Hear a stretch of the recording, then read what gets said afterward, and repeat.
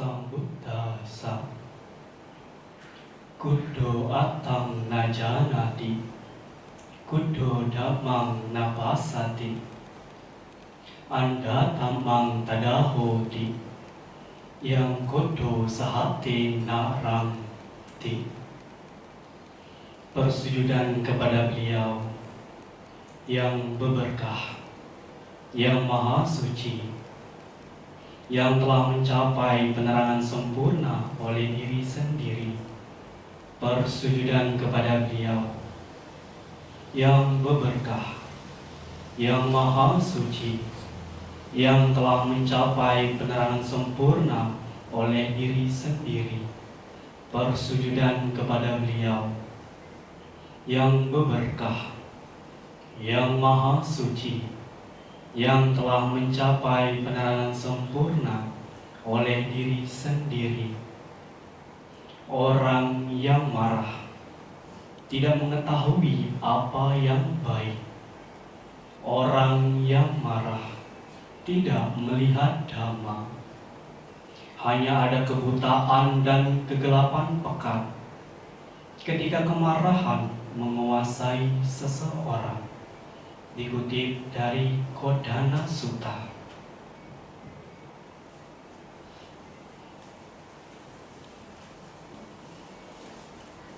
Pertama-tama yang saya hormati pemimpin Puja Bakti, Bapak Ibu, saudara-saudari sekalian yang berbahagia, selamat pagi semuanya. Kurang semangat ya. Selamat pagi semuanya. Terpujilah Sang Buddha. Namo Buddhaya.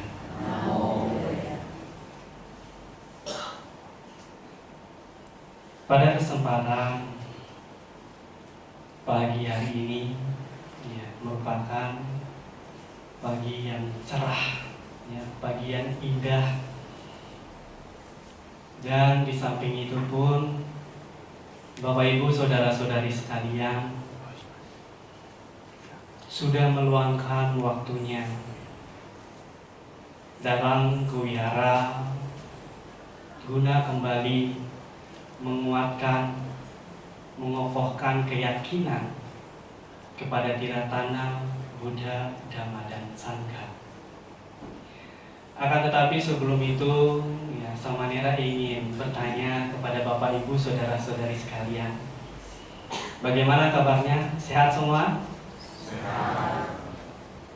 Secara fisik sehat, tetapi kalau batin bagaimana? Sehat? Ya memang kita melihat sebagian orang secara luarannya itu nampak sekali sehat, akan tetapi batinnya belum tentu sehat. Ya harapannya kita semua selain daripada memiliki fisik tubuh jasmani yang sehat, semoga batin kita juga senantiasa sehat. Bapak Ibu saudara-saudari sekalian, tentu barangkali Samanera izin untuk memperkenalkan diri. Karena Samanera sudah bisa dikatakan sudah lama di Dhamma Cakku, hampir 2 bulanan kalau nggak salah. Kalau nggak salah cukup lama lah cukup lama. Tentu Samanera izin untuk memperkenalkan diri. Izin nama Samanera Subodha Lankaro. Gampang gampang, tetapi ketika Samanera minta orang lain nyebut nama Samanera agak belibet. Jadi ada yang bilang Subodo, ada yang bilang Subada. Memang agak cukup sulit diucapkan nama Samanera. Tentu ada pun arti dari nama Samanera. Subodha Lankaro ini memiliki arti, yaitu adalah ia yang dihiasi oleh pencerahan. Tentu tidak mudah untuk mendapatkan nama ini. Ya, mesti ya menghafal, ya, mengulang sekian 75 peraturan Pali dan juga artinya. Apabila itu sudah ya selesai, ya dihafal, maka mendapat nama. Bapak Ibu saudara-saudari sekalian, ya tentu pada kesempatan pagi hari ini adapun topik yang ingin Samanera sampaikan, yaitu adalah orang yang marah tidak melihat dhamma. Nah, sehingga pada kesempatan pagi hari ini sehubungan dengan itulah yang akan Samanera sampaikan. Tetapi sebelum itu, Samanera ingin memberitahukan kepada Bapak Ibu saudara-saudari sekalian, agar apa? Agar ketika Bapak Ibu datang ke wihara dan setelah balik dari wihara, harapannya pulang tidak dengan tangan yang kosong. Harapannya Bapak Ibu sepulang dari wihara membawa sesuatu. Kenapa Samanera sampaikan ini? Karena di dalam Dhamma disampaikan, ya, ada sebagian orang yang datang ke wihara mendengarkan Dhamma yang indah pada awal, pertengahan, dan akhir, tetapi karena tidak disertai dengan perhatian, hanya datang sibuk sendiri, ya, tidak mendengarkan apa yang disampaikan oleh pembicara, sehingga ketika pulang dari wihara tidak membawa apa-apa. Nah, ibarat kata gelas, akan tetapi gelas yang kosong ini ditutup. Bagaimanapun dituang air, itu tidak akan bisa terisi.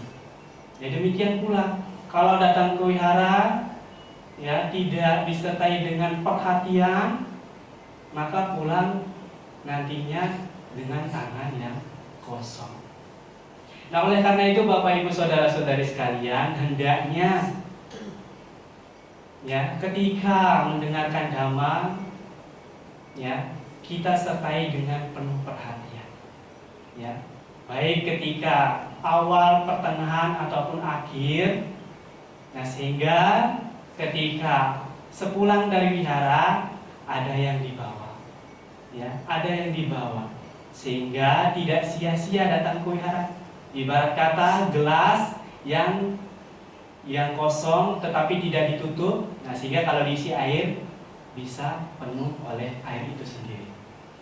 Nah, Bapak Ibu saudara-saudari sekalian, nah pada kesempatan pagi hari ini sehubungan dengan topik yang akan Samanera sampaikan, orang yang marah tidak melihat Dhamma, tentu kita bisa melihat setiap orang tentu memiliki kondisi batin yang kita katakan adalah batin yang tidak baik. Dalam hal ini adalah apa? Yaitu kemarahan itu sendiri. Ada di sini yang sudah tidak marah lagi? Tidak ada, ya? Kalau ada, wah sudah dikatakan mencapai anagami, ya. Ya. Tetapi nyatanya kita semua, ya, masih memiliki satu pengotor batin, yaitu adalah kemarahan. Nah, tentu Bapak Ibu saudara-saudari sekalian, apabila kemarahan ini kita biarkan tumbuh berkembang di dalam batin kita, tentu hidup kita akan tidak terasa tenang. Tentu hidup kita akan terasa tidak bahagia. Betul tidak? Bisa tidak kita katakan orang yang marah itu adalah orang yang bahagia? Tidak bisa. Bagaimana mungkin kita katakan orang yang marah itu adalah orang yang bahagia, sedangkan dari satu sisi kita bisa melihat raut wajah orang yang marah itu, Enak tidak kalau dipandang? Tidak ya. Ya. Tentu akan nampak tidak enak dilihat apabila memiliki satu kondisi batin yang dimana orang yang suka marah, ya, raut wajahnya saja sudah tidak enak dipandang. Ya. Nah, oleh karena itu Bapak Ibu saudara-saudari sekalian, di samping itu pun mungkin Bapak Ibu pernah mengalami atau mungkin pernah melihat seseorang ketika orang ini sedang berjalan, tetapi ia kesandung meja. Apa yang terjadi? Orang yang marah secara spontan merespon, lalu apa? Marah terhadap meja tersebut. Barangkali menghina, mencaci maki meja tersebut. Kalau seandainya meja ini bisa ngomong, mungkin meja itu akan berkata, ini orang gila, padahal saya nggak ngapa-ngapain. Akan tetapi kalau orang yang sudah memiliki kondisi batin yang tidak baik, dibiarkan tumbuh berkembang, sehingga ketika dihadapkan sesuatu hal yang tidak menyenangkan, maka secara spontan mereaksi dengan kemarahan. Ya, pernah tidak melihat atau mungkin pernah mengalami? Dan itu yang terjadi apabila dibiarkan kemarahan ini tumbuh berkembang, sehingga dihadapkan dengan sesuatu hal yang tidak mengenakan hati, maka ketika hal tersebut terjadi, tidak sedikit ia mereaksi dengan kemarahan. Bapak Ibu saudara-saudari sekalian, kalau kita membiarkan kemarahan ini tumbuh berkembang, di samping kita sendiri tidak tenang, di samping diri kita sendiri tidak bahagia, batin kita terasa terhimpit oleh kemarahan diri kita sendiri, dan akan memiliki potensi pula akan bahaya-bahaya yang ditimbulkan oleh kemarahan kita sendiri. Di antaranya adalah akan memiliki kondisi di mana kita akan mencela diri kita sendiri. Seperti halnya ketika seseorang diliputi oleh kemarahan, bertemu dengan orang yang tidak ia sukai, atau mungkin sesuatu hal yang tidak mengenakan dirinya, lalu ia mencela orang lain, menjatuhkan orang lain, memfitnah orang lain, merendahkan orang lain, sehingga orang lain yang direndahkan, ya, dikata-katain, itu merasa sedih, merasa menderita, merasa tidak bahagia, membuat hidup orang lain menjadi hancur. Ketika setelah kemarahan itu mereda, baru ia menyesali apa yang telah ia lakukan. Nah, sehingga ketika ia marah merendahkan orang lain, itu ia tidak melihat dari apa yang ia lakukan tersebut adalah hal yang tidak baik, adalah hal yang tidak bermanfaat. Karena apa? Karena kemarahan itu sudah menggelapkan batinnya sendiri. Tidak mampu melihat apa yang ia lakukan adalah hal yang tidak bermanfaat. Nah, kadangkala di samping itu setelah selesai ia melakukan hal tersebut, baru ia menyesal atas apa yang telah ia lakukan terhadap orang lain, ya, melalui mencela dirinya sendiri, ya, karena atas perbuatan yang telah ia lakukan. Maka Bapak Ibu saudara-saudari sekalian, hati-hati, ya, hati-hati. Karena kalau kita membiarkan batin kita ini, ya, kemarahan tumbuh berkembang, maka ketika hal tersebut terjadi, sulit bagi kita untuk melihat dari apa yang kita lakukan adalah hal yang tidak bermanfaat. Nah, di samping itu pun, seandainya pun kita sudah memaafkan ataupun, ya, sudah meminta maaf, tetapi orang yang sudah kita lukai ini sudah membuat ia tidak bahagia, sudah membuat orang tersebut menderita. Maka itu bisa diibaratkan seperti halnya gelas. Kalau sudah jatuh, Ya, kita berupaya untuk ya membuat gelas itu seutuh mungkin seperti semula. Tetapi apa yang terjadi? Banyak yang cacat-cacatnya. Demikian pula ketika kita marah, ya barangkali merendahkan orang lain menderita, lalu kita meminta maaf, tetapi hal itu sudah membuat orang lain menderita. Maka hati-hati Bapak Ibu saudara-saudari sekalian. Dan di samping itu pun sudah tentu orang lain akan mencela kita atas apa yang sudah kita lakukan, yang kita landasi oleh kemarahan kita sendiri. Bisa jadi bahan pembicaraan orang lain. Oh, jangan berteman dengan si ini, si A. Suka marah, suka merendahkan orang lain, suka berkata-kata kasar. Ya, karena apa? Karena orang ini tidak pantas untuk diajak berteman. Sehingga apa yang terjadi atas tindakan kita sendiri, sehingga membuat orang lain mencela diri kita. Bapak Ibu saudara-saudari sekalian, ada salah satu cerita yang menarik. Tetapi sebelum Samanera menyampaikan cerita ini, mungkin kita bisa melihat sebagian orang dalam hidup ini ia menjalin hubungan yang tidak harmonis.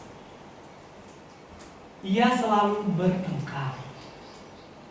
Ya, hidupnya tidak pernah harmonis dengan si A barangkali karena mungkin suatu waktu itu pernah melakukan kesalahan sehingga ia benar-benar membenci orang tersebut. Barangkali setelah berkeluarga pun ia masih memendam kemarahan tersebut. Ya, masih tidak suka terhadap orang tersebut. Oleh karena apa?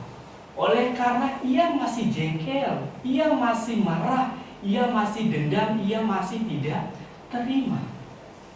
Dan menariknya Bapak Ibu saudara-saudari sekalian, bahkan pada zaman Sang Buddha itu dikisahkan, ya barangkali Bapak Ibu pernah mungkin mendengar cerita ini, yaitu cerita tentang Kala Yakini.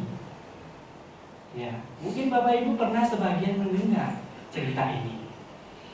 Nah, diceritakan bahwasanya ada seorang rumah tangga, ya, menikah, punya istri. Akan tetapi, ya, istri ataupun perempuannya ini sayangnya mandul, tidak bisa melahirkan. Nah, karena si perempuan ini khawatir, cemas, takut nanti barangkali diceraikan, sehingga ia berinisiatif untuk meminta suaminya menikah lagi.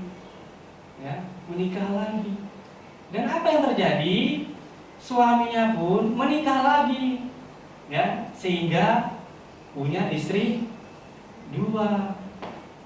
Ya, relate sekali sama lagu yang mungkin pernah viral, Bapak Ibu mungkin tahu ya. Senangnya dalam hati kalau beristri dua. Nah, ketika istri yang muda ini, istri yang nomor 2 ini, itu bisa melahirkan seorang anak. Nah, akan tetapi ketika si istri muda, si istri kedua ini mengandung, akan melahirkan anak, karena si istri yang pertama mengetahui si istri yang kedua ini sedang mengandung, ia tidak terima. Ia tidak terima. Lalu apa yang ia lakukan? Ia berupaya untuk menggugurkan kandungan daripada si istri muda tersebut. Ya, istri yang kedua tersebut. Awalnya ia tidak tahu pelaku dari apa yang ia alami tersebut. Akhirnya keguguran istri yang kedua tersebut. Nah, sehingga berjalannya waktu, istri kedua ini pun mengandung lagi.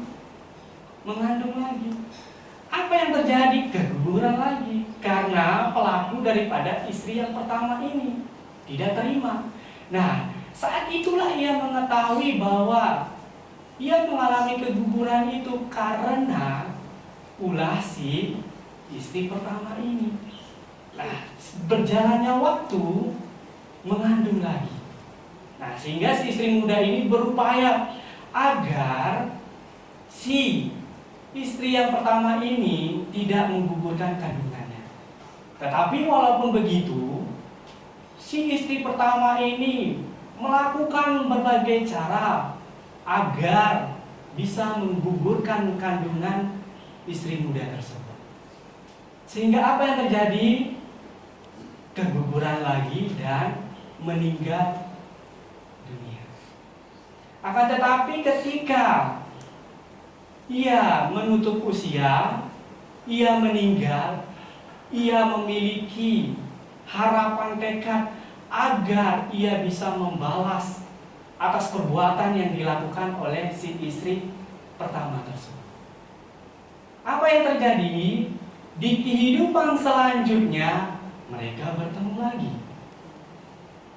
Si istri yang pertama itu terlahir menjadi seekor ayam betina. Nah, si istri muda lahir sebagai kucing. Apa yang terjadi? Yang terjadi adalah apa yang dilakukan oleh istri pertama di kehidupan yang lampau. Sehingga ayam betina ini ketika menetas, yang melahirkan anak ayam, anak-anaknya mati dimakan oleh kucing tersebut. Terus seperti itu. Tidak sampai di sana, di kehidupan selanjutnya mereka bertemu lagi. Ya, bertemu lagi. Nah, sehingga di kelahiran selanjutnya istri muda ini ya terlahir sebagai seorang perempuan rumah tangga, seorang wanita. Dan si istri yang pertama itu terlahir sebagai yaka perempuan. Maka disebut sebagai kalayakini, yaka perempuan. Nah, mereka juga saling bertengkar. Nah, sehingga pada waktu itu si istri muda yang di kelahiran selanjutnya itu sebagai perempuan melahirkan anak, tahu bahwa sesosok kalayakini ini sedang ingin membunuh anaknya, lalu ia berupaya untuk mendatangi sang Buddha. Karena tahu ada sang Buddha, ia berupaya untuk mendatangi sang Buddha untuk meminta bantuan, untuk meminta pertolongan. Nah, sehingga perempuan ini pun bertemu dengan sang Buddha, lalu meletakkan anaknya di kaki sang Buddha, meminta bantuan. Nah, sedangkan kalayakini ini tidak bisa bertemu dengan sang Buddha karena tertahan di depan gerbang oleh penjaga para dewa. Nah, sehingga mengetahui itu, ya, sang Buddha meminta untuk mengizinkan kalayakini ini untuk masuk. Nah, pada kesempatan itu pun sang Buddha menceritakan bagaimana mereka ini selalu bertemu dari satu kehidupan ke kehidupan, tidak pernah akur, tidak pernah harmonis, selalu bermusuhan. Akhirnya dari apa yang sang Buddha sampaikan, mereka sudah mulai merasa tenang. Mereka mulai merasa bahagia. Maka sang Buddha menyampaikan syair di dalam Dhammapada, yaitu syair yang kelima, dan ini sangat populer sekali. Yaitu adalah sang Buddha mengatakan, kebencian tidak akan pernah berakhir apabila dibalas dengan kebencian. Tetapi kebencian akan berakhir apabila dibalas dengan tidak membenci. Inilah adalah satu hukum yang abadi. Nah, sehingga mendengar apa yang sang Buddha sampaikan, mereka akhirnya tersadarkan. Nah, Bapak Ibu Saudara-saudari sekalian, dari cerita ini kita bisa memahami, mengetahui bahwasanya sangat tidak cocok bagi kita apabila suatu tindakan itu kita balas dengan kemarahan, kebencian, dendam. yang kita mungkin memiliki anggapan dengan cara demikian masalah itu berakhir. Akan tetapi ternyata tidak membawa solusi. Ternyata hanya membawa penderitaan terus-menerus. Nah, oleh karena itu Bapak Ibu Saudara-saudari sekalian, bahkan di dalam Dhamma menariknya, mungkin Bapak Ibu ya sebagai perumah tangga, tentu dari sanak keluarga yang lain pasti pernah berkunjung ya ke rumahnya, pernah berkunjung. Nah, kita sebagai tuan rumah, kira-kira ketika ada tamu datang, yang dilakukan apa? Menyiapkan minuman, cemilan. Nah, tuan rumah tentu akan memberikan minuman ataupun cemilan kepada tamu yang datang. Nah, ketika cemilan ataupun minuman ini diterima oleh tamu tersebut, kira-kira itu akan menjadi milik siapa? Menjadi milik si tamu tersebut. Akan tetapi kalau tamu tersebut datang ke rumah kita, kita sudah menyediakan makanan, minuman, tetapi tidak diterima, kira-kira itu masih menjadi milik siapa? Masih menjadi milik kita. Nah, demikian pula Bapak Ibu Saudara-saudari sekalian, apabila terjadi suatu hal yang tidak mengenakan kepada diri kita, barangkali orang lain memfitnah kita, mencaci maki kita, nah lalu kita membalas dengan kemarahan, sama halnya seperti tadi, kita menerima makanan ataupun minuman tersebut, dan itu akan menjadi milik kita. Akan tetapi kalau seandainya Bapak Ibu, orang lain memfitnah kita, mencaci maki kita, tetapi kita tidak merespon, tetapi kita tenang, sabar, tidak marah, seperti halnya kita diberikan makanan, minuman, tetapi kita tidak terima, maka makanan dan minuman itu masih memilih orang tersebut. Ya. Nah, Bapak Ibu Saudara-saudari sekalian, nah penting sekali kita untuk ya tidak membalas suatu hal dengan kemarahan. Kita harus hendaknya bijaksana. Kalau kita membalas dengan kemarahan, sama halnya membuat kondisi batin kita ini, pengotor-pengotor batin kita ini malah tumbuh berkembang, sehingga membuat kita tidak tenang, tidak bahagia, tidak damai. Betul tidak Bapak Ibu Saudara sekalian? Ya. Nah, Bapak Ibu Saudara-saudari sekalian, mungkin sebagian di antara kita punya pemikiran, punya anggapan, oh sama Nera, saya pernah dicaci, dimaki, saya sudah memaafkan. Tetapi kalau saya melihat orang ini, saya masih saja jengkel, saya masih saja tidak senang, tidak suka. Oleh karena apa? Oleh karena Bapak Ibu, kita masih memiliki satu kondisi batin yang dimana batin kita ini masih terus diselimuti oleh kemarahan, kebencian, kejengkelan. Oleh karena itu kita tidak mampu, ya, kita tidak mampu memiliki kondisi batin yang tenang, damai ketika berjumpa, berpapasan dengan orang tersebut. Nah, lalu bagaimana caranya sama Nera?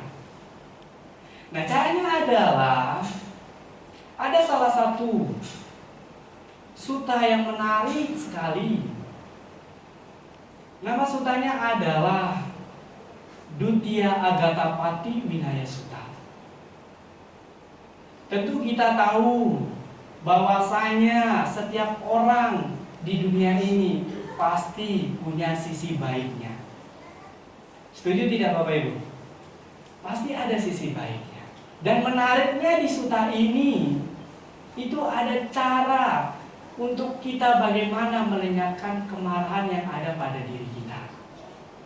Yang pertama Bapak Ibu Saudara-saudari sekalian, seandainya ada orang yang memiliki satu perilaku yang tidak baik melalui tubuh jasmaninya, stop dulu Bapak Ibu. Jangan kita merespon dengan kemarahan. kita lihat, kita sadari, kita coba ingat, oh ternyata orang ini di satu sisi punya perbuatan baik melalui ucapan. Nah, dengan cara demikian kita menaruh perhatian kita kepada ucapan baik orang tersebut, bukan menaruh perhatian kita kepada perbuatan buruk melalui tubuh jasmaninya itu. Itu yang cara yang pertama. Kita melihat sisi baik melalui ucapannya. Lalu yang cara yang kedua, seandainya wah samanera ucapannya pun tidak baik, kita melihat dulu.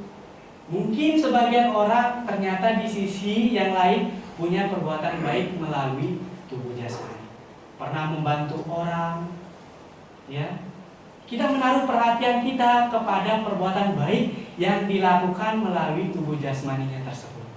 Itu cara yang kedua. Lalu cara yang ketiga, wah samanera orang ini ucapannya tidak baik, bahkan perbuatan melalui tubuh jasmaninya pun tidak baik. Bagaimana caranya samanera? Caranya adalah, ini memang agak sulit, tetapi dikatakan di dalam Dhamma, kita menaruh perhatian kita kepada sedikit kebaikan yang ada pada hati orang tersebut. Ya, kita menaruh perhatian kita kepada hati orang tersebut. Kita punya pemikiran bahwa di dalam hati orang tersebut punya sedikit kebaikan. Itu cara yang ketiga. Nah, seandainya hal tersebut pun tidak mempan, wah samanera orangnya ini ucapannya tidak baik, perilaku melalui tubuh jasmaninya tidak baik, dan saya tahu di dalam hatinya pun tidak ada sedikit kebaikan. Kira-kira bagaimana caranya samanera? Nah, cara yang keempat itu adalah bagaimana kita melihat orang yang marah itu kita lihat sebagai orang yang menderita, orang yang tidak bahagia. Kita memunculkan di sana adalah karuna, belas kasihan. Ya, kita memunculkan karuna, belas kasihan. Maka diumpamakan itu seperti halnya, maaf kata bukan ngomongin orang, ibaratkan seperti halnya kita bertemu orang di jalan, pakaiannya lusuh, kurus, ya, berantakan. Kira-kira kalau kita melihat orang tersebut seperti orang yang menderita, betul tidak? Demikian pula ketika kita melihat orang lain, orang yang marah, itu kita melihat bahwa orang tersebut sedang menderita, sedang tidak bahagia. Maka yang harus kita lakukan adalah muncul pengharapan semoga ini menjadi tindakan yang terakhir yang dilakukan oleh orang tersebut. Karena saya tahu bahwasanya kemarahan ini adalah membuat seseorang tidak menderita, membuat seseorang tidak bahagia. Itu cara yang keempat. Nah, lalu ada pun cara yang kelima, Bapak Ibu saudara-saudari sekalian, yang memang ini berbanding kebalik. Ketika seseorang melakukan kebaikan melalui ucapan, melalui perbuatan tubuh jasmani dan pikiran, seharusnya kita menaruh perhatian kita kepada perbuatan-perbuatan baiknya tersebut. Akan tetapi sayangnya, justru yang dimunculkan adalah iri hati, tidak senang. Ya, ada orang yang seperti itu ya. Ada orang melakukan kebaikan, bukannya turut bahagia, bukannya turut senang, malah bilang ya bukan-bukan. Malah membicarakan yang bukan-bukan. Malah tidak senang. Malah muncul iri hati. Tidak senang melihat perbuatan baik yang dilakukan oleh orang tersebut. Nah, seharusnya kita harus menaruh perhatian kita kepada perbuatan-perbuatan baik yang dilakukan oleh orang tersebut. Nah, dengan cara tersebutlah kita mampu melenyapkan kemarahan yang ada pada diri kita. Nah, di samping itu pun Bapak Ibu saudara-saudari sekalian, di satu suta yang lain ada cara untuk melenyapkan kemarahan, yaitu di dalam Patama Agatapati Winaya Sutta. Ada 5 cara juga. Yang pertama dengan memiliki cinta kasih. Ya, dengan memiliki cinta kasih. Tentu di dalam kualitas batin kita ini, selain kita bahagia, juga mengharapkan orang lain pun bahagia. Ya.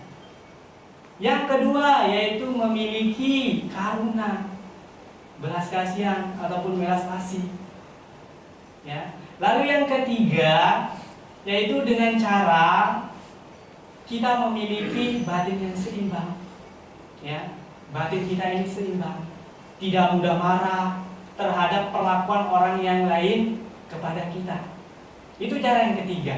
Lalu cara yang keempat adalah dengan mengabaikan. Ya, ada cara ini yang keempat, mengabaikan. Nah, barangkali Bapak Ibu bertemu dengan orang yang Bapak Ibu tahu orang ini memiliki karakter pemarah, ya, suka marah, ucapannya kasar. Ya, tidak perlu kita tanggapi, tidak perlu kita ladeni. Dengan cara 4 ini bisa kita lakukan dengan mengabaikannya. Ya, karena kita tahu kualitas batin kita ini masih punya banyak pengotor batin, dengan niatan barangkali ya menanggapinya bisa membuat orang lain itu tersadarkan, alih-alih ternyata kita jadi marah. Kita melihat, oh saya masih belum sanggup nih melawan orang ini, menanggapi orang ini, ya lebih baik saya mengabaikan. Ya, itu cara yang keempat.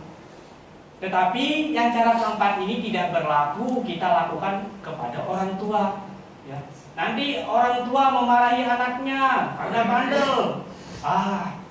Saya ikutin apa yang Samudera katakan, abaikan, pergi nanti, wah bisa ditegur nanti. Ya, tidak berlaku untuk orang tua.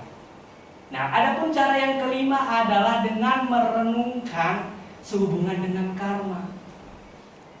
Ya, di dalam Abhina Pacawekana Patana Sutta, di sana disampaikan sehubungan dengan perenungan dengan karma. Aku adalah pemilik, mewarisi lahir, berkerabat dan bergantung pada karma sendiri. Barangkali ada orang lain tidak suka dengan kita, coba kita tarik ke belakang. Mungkin ada satu kesalahan yang pernah saya lakukan kepada orang tersebut, sehingga ia tidak suka dengan saya. Dan kita sudah memetik hasil daripada apa yang kita lakukan. Barangkali sudah menarik ke belakang, ternyata enggak ada. Mungkin di kehidupannya lampau saya melakukan kesalahan.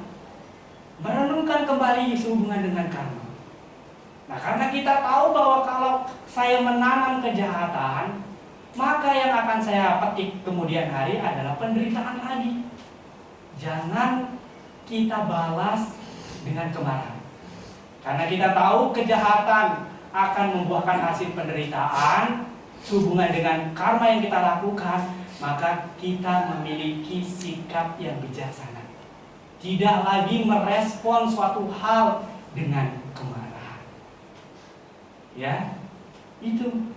Nah, Bapak Ibu saudara-saudari sekalian, di samping itu perlu tidak kita harus memiliki kesabaran?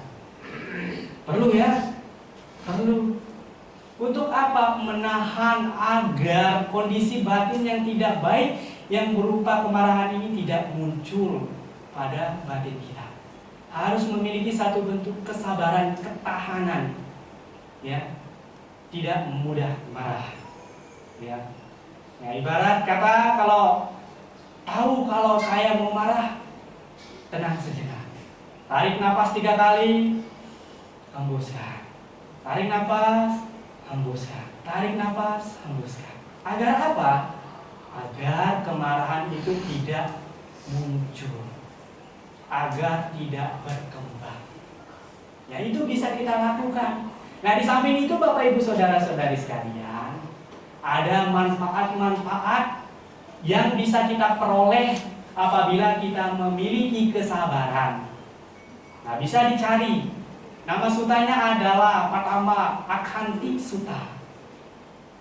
Yang dimana pertama disampaikan adalah bahaya daripada orang yang tidak sabar, orang yang suka marah. Itu ada dampak daripada yang ia lakukan. Yang pertama, ia tidak disukai oleh orang lain. Itu yang akan ia dapatkan. Lalu yang kedua, ia akan menimbun banyak musuh. Lalu yang ketiga, apapun yang ia kerjakan itu tidak akan terselesaikan. Dan kendati pun mungkin itu bisa selesai, hasilnya tidak maksimal. Mungkin Bapak Ibu Saudara-saudari sekalian yang sudah bekerja pasti tahu kalau sedang marah ketika bekerja pasti hasilnya tidak maksimal, tidak bagus.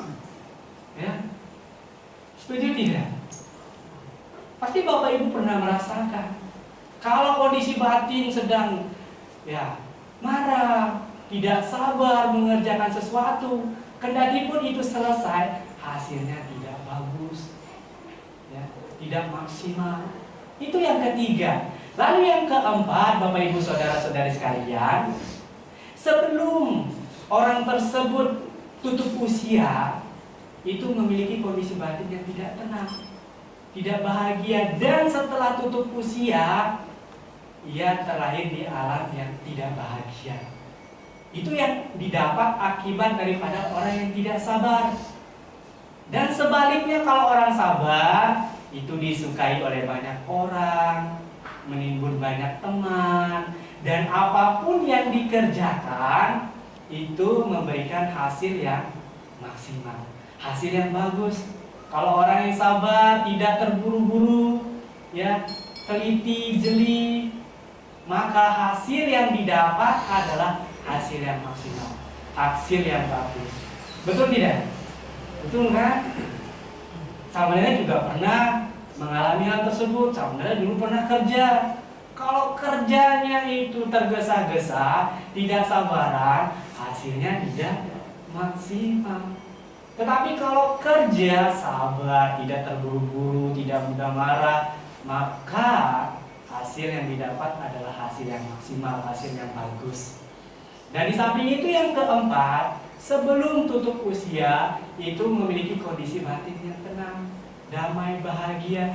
Dan setelah hancurnya tubuh jasmani, orang yang memiliki kesabaran akan terlahir di alam yang bahagia.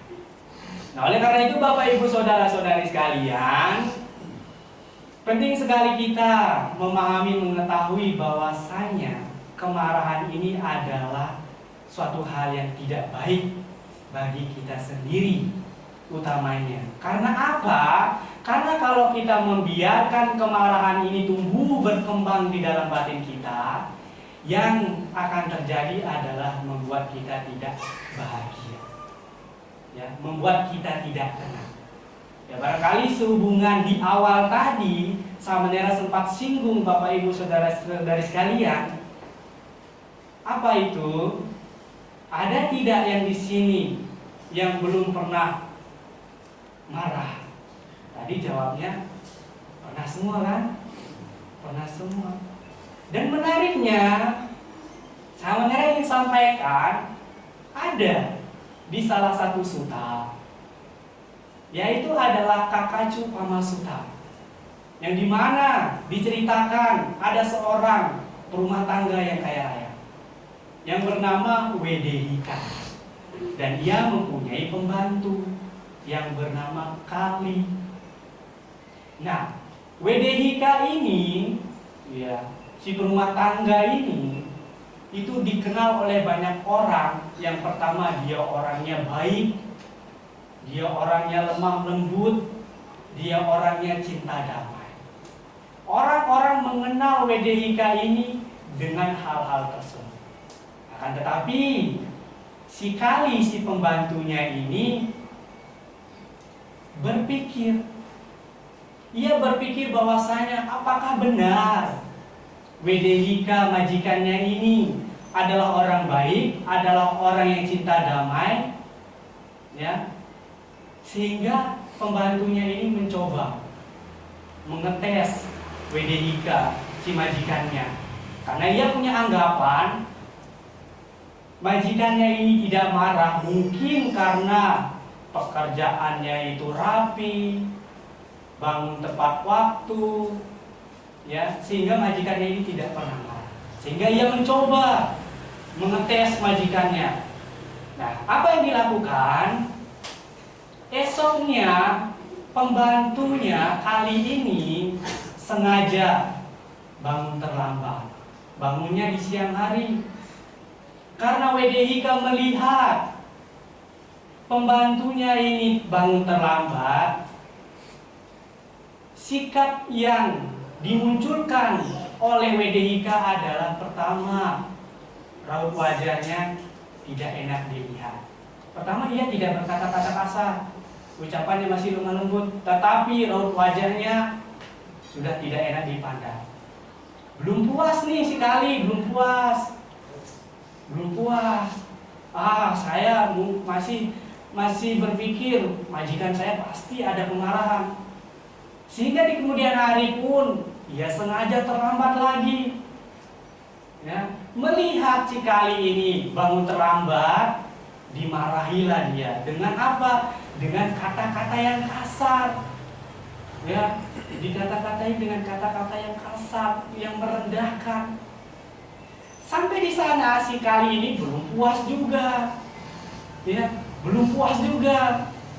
Di kemudian hari ia bangun terlambat lagi. Apa yang terjadi? Majikannya ini sudah kesal, tidak terima, lalu memukul pembantunya itu dengan cobekan. Mungkin cobekan dulu terbuat dari batu, ya. Akhirnya si kali ini pun bocor, bercucuran darah karena ulah daripada majikannya. Ya, sehingga kali ini pun memberitahukan orang-orang yang kalian anggap Wedehika ini baik, cinta damai, bagaimana mungkin ia memukul pembantunya gara-gara terlambat? Sehingga sebelumnya terkenal karena kebaikan, cinta damai, lemah lembut, maka Wedehika ini dikenal sebagai orang yang marah, orang yang suka memukul orang lain. Sehingga yang awalnya punya nama baik menjadi punya nama yang kurang baik. Ulahnya yang diperbuat oleh si pembantunya ini. Nah, begitu pula Bapak Ibu Saudara-saudari sekalian, yang barangkali kita punya anggapan, wah sama Nera, saya punya teman, wah baik sekali, lemah lembut, gak pernah marah. Ya, belum tentu Bapak Ibu, karena belum dicoba. Seperti halnya Wedehika ini, yang dianggap baik, yang dianggap cinta damai. Karena apa? Karena tidak terlihat secara luar, memang menampakkan seolah-olah adalah orang yang baik, tetapi ternyata di dalam batinnya masih ada kemarahan. Mungkin itu terjadi juga kepada diri kita. Ya, mungkin ada orang lain nih ngetes kita, ya karena kita masih putu jana, wajar. Tetapi bukan berarti tidak mungkin untuk kita meninggalkan kondisi batin yang tidak bermanfaat tersebut. Adalah mungkin Sang Buddha katakan untuk meninggalkan kondisi-kondisi batin yang tidak bermanfaat sehubungan dengan kemarahan tersebut. Nah, Bapak Ibu Saudara-saudari sekalian, saya ingin sampaikan lagi, seandainya kita barangkali pernah melakukan kesalahan terhadap orang lain, coba kita secara bijaksana untuk mengungkapkan maaf kepada orang tersebut. Apabila kita pernah melakukan kesalahan, dan di kemudian hari jangan kita ulangi lagi. Dan seandainya orang lain melakukan kesalahan kepada kita, hendaknya kita memaafkan orang tersebut. Alih-alih kita marah, tetapi sekarang bagaimana kita memiliki sikap batin yang luhur, yang bijaksana. Tidak lagi merespon segala sesuatu dengan kemarahan.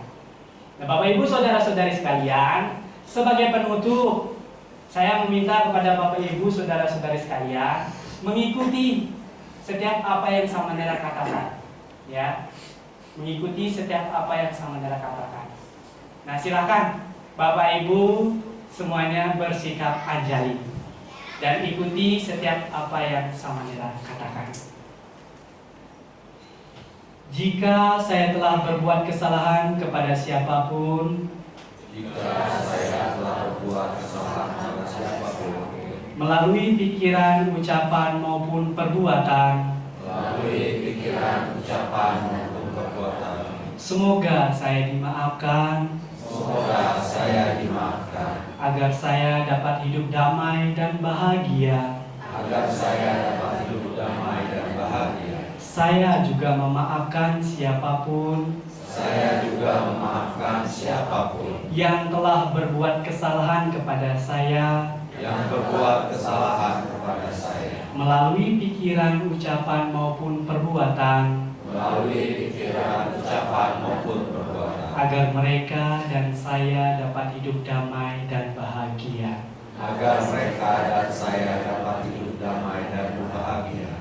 Sadu, sadu, sadu.